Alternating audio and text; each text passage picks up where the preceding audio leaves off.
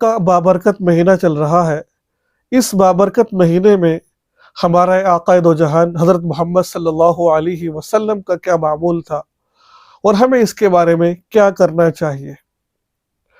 اللہ تعالیٰ قرآن پاک میں فرماتے ہیں سورۃ التوبہ، ان عدۃ الشہور عند اللہ اثنا عشر شہرا فی کتاب اللہ یوم خلق السماوات والارض منها اربعۃ حرم ذالک الدین القیم۔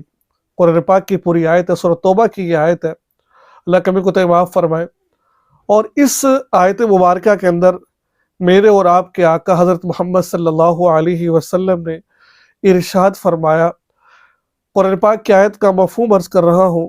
اللہ تعالیٰ نے سال میں 12 مہینے رکھے ہیں، ان 12 مہینوں کے اندر 4 مہینے حرمت والے ہیں، اور ان 4 مہینوں کے اندر اہل علم فرماتے ہیں اگر انسان نیکی کرتا ہے تو اس کو نیکی کا ثواب زیادہ بڑھا دیا جاتا ہے، جہاں اس کو ایک نیکی کے بدلے میں 10 ملتے ہیں وہاں اس کو بڑھا دیا جاتا ہے، اور جب انسان گناہ کرتا ہے تو اس گناہ کا گناہ بھی بڑھا دیا جاتا ہے، یعنی کہ جہاں اس کو ایک گناہ پر 1 ملے گا وہاں اس کو زیادہ ملیں گے۔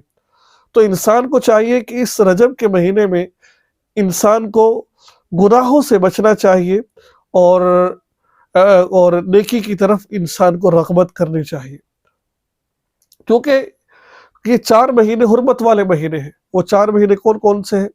ذی القعدہ، ذی الحجہ، رجب اور محرم۔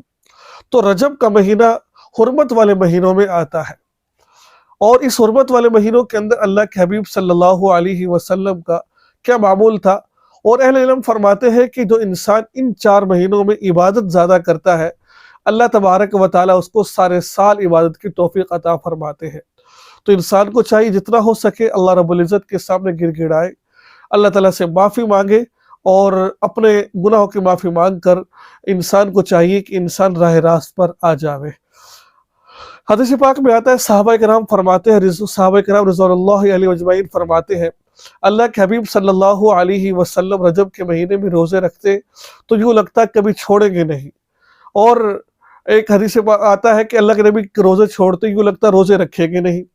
تو معلوم ہوا کہ رجب کے مہینے میں اللہ کے نبی نے روزے رکھے بھی اور چھوڑے بھی۔ اب رجب کے مہینے میں روزہ رکھنا کوئی فرض یا واجب نہیں ہے، اگر انسان رکھ لے تو ثواب ملے گا، اگر چھوڑ دے تو گناہ نہیں ملے گا۔ اگر رکھ لے گا تو رمضان المبارک کے روزے رکھنا اس کے لیے آسان ہو جائیں گے۔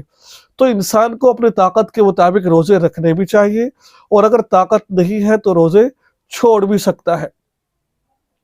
جیسے انسان ایک تو یہ کرے انسان روزے رکھے، اور دوسرے نمبر پر یعنی کہ دوسرے نمبر پر عبادت کرے، استغفار کرے، اللہ تبارک و تعالیٰ سے معافی مانگے، جہاں تک ہو سکے گر گڑائے، اللہ تعالیٰ سے اپنے گناہوں کی مغفرت چاہے۔ تو انسان کو یہ کام ضرور کرنا چاہیے رجب کے مہینے میں۔ آگے شعبان کا مہینہ شروع ہو جاتا ہے، شعبان کے بعد رمضان کا مہینہ شروع ہو جاتا ہے، تو اس کے لیے تیاری ابھی سے شروع کر دینی چاہیے ہم لوگوں کو۔ تو یہ تھا روزہ رکھنا، اور اپنی عبادت کو اندر طاقت پیدا کرنا، اپنی عبادت میں زیادتی کرنا، تاکہ رمضان المبارک کے بابرکت مہینے میں کسی قسم کی ہم سے کمی کوتاہی نہ ہو جاوے۔